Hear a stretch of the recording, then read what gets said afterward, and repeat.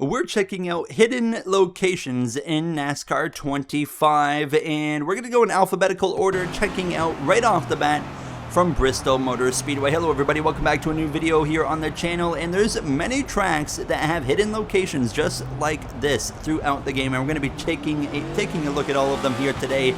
As Bristol, in turn 3, you can exit into the infield garage area, and you can drive, well, you can drive around everywhere here, and through people if you want as well, and through buildings, through haulers, you can drive through anything. But I think the coolest part of the Bristol infield garage is the fact that you actually have the victory lane right here on top of the building, that you have the ramp you can drive up. Unfortunately though, as I'm going to showcase, you can't actually get to the top, so you kind of get stuck here. Now maybe if you're going full speed you can maybe get up there, but your car kind of goes through the floor and we kind of die right there, as that's the Bristol hidden area. Now Charlotte Motor Speedway right here out of the pit lane just before turn 1, you can actually turn in to the infield and you have access to the roval, which is normal, but you can go beyond just the roval. You actually have police in the infield ready to pull you over for doing exactly what I am doing right here, as we would actually take a little bit of a detour, and now you're gonna see you can actually go into like a parking lot area,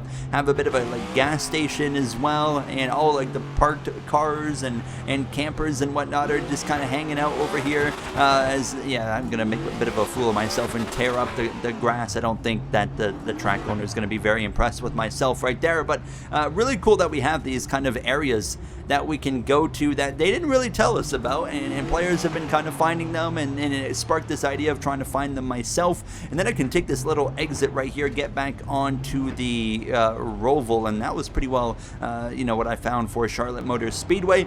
Chicago Street Course, out of turn number 2 you can actually turn to the left and you have this little strip of street. Now I actually tried to go over to the right. Don't do that, because yeah, that's what happens. Don't do what I just did. So try it, just stay right here on this road. Now this is not the only accessible area from Chicago. There's another one that I'm going to show you guys in a minute, but you have this just long strip of road with the trucks parked on both sides, and I was absolutely hauling the mail here, seeing how fast I could go before something went wrong. Well, speaking of things going wrong, that would be right here. I would fall right through the map, so don't go that far. Now the penultimate corner, you can actually have another exitable area right here in between the barriers, so we're gonna just throw it in reverse and back up, and thank you very much. Here we go.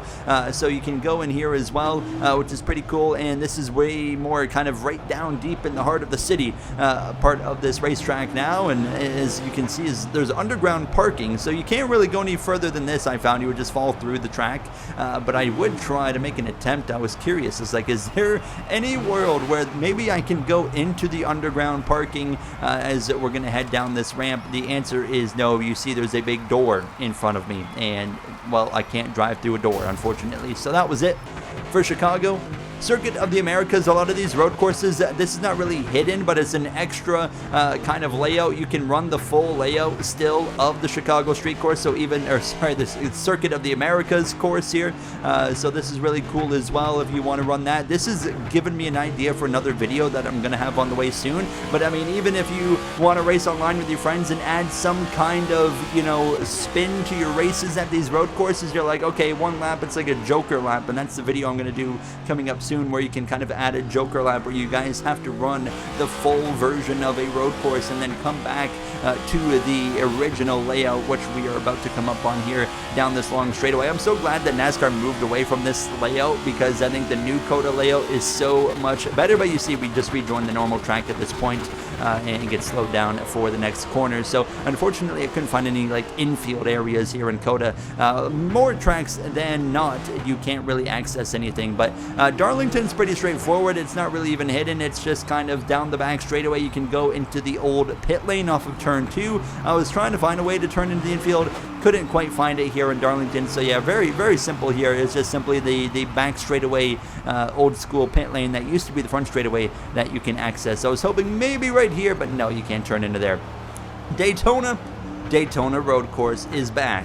right on the exit of the pit lane, turn down into turn 1 for the road course, and now here you are doing the 24 hours of Daytona suddenly, as we have a load of obstacles that fortunately you can drive through as we head into the horseshoe. So, but yeah, this is really cool as well that you can actually go onto the road course now. The car is super slow in first gear. This is a super speedway, of course, car, so obviously it's not going to handle all that well in a right turn, and you can see how slowly it was turning there around the right-hander. But then, of course, go through this little kink to the left, and now I was hoping we could do like a Joker thing with this track, but there is a bit of a hiccup with that as we head into the right-hander. Look how slow this thing turns.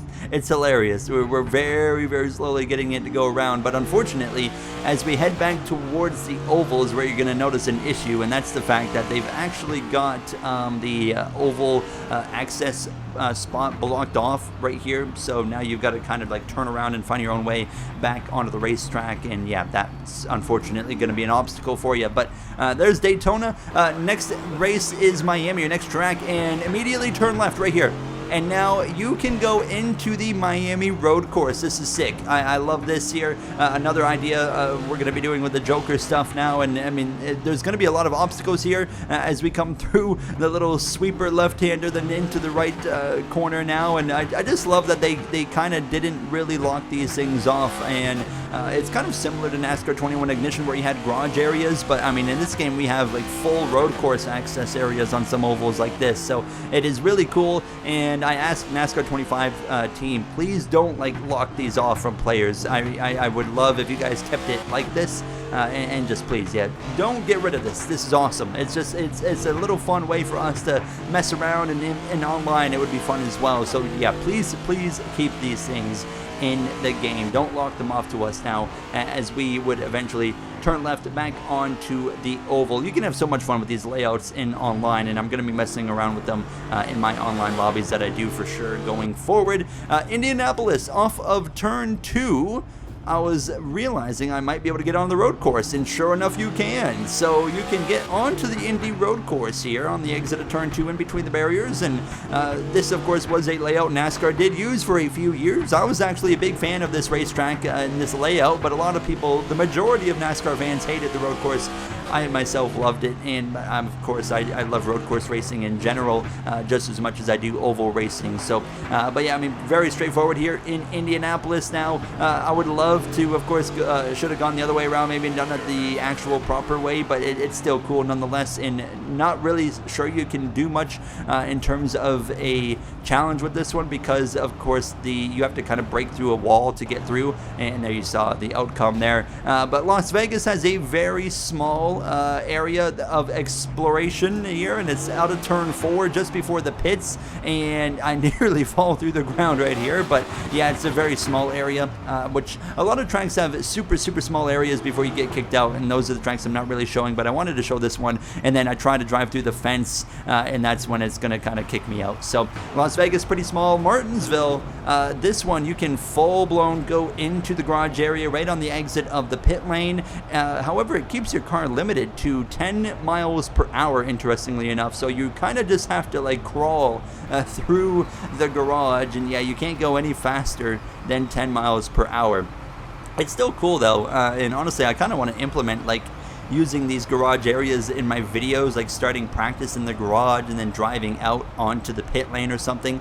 Just a little idea that I have that I might use once we get up the series a bit more. So North Wilkesboro, similar, you can go out of turn 1 into the garage area here, and you can go more than 10 miles per hour on this one. You can actually look at, you got the tent here with like the inspection, so you can like go over the scales. Of course, you're not going to drive up on them, you're just going to drive straight through them.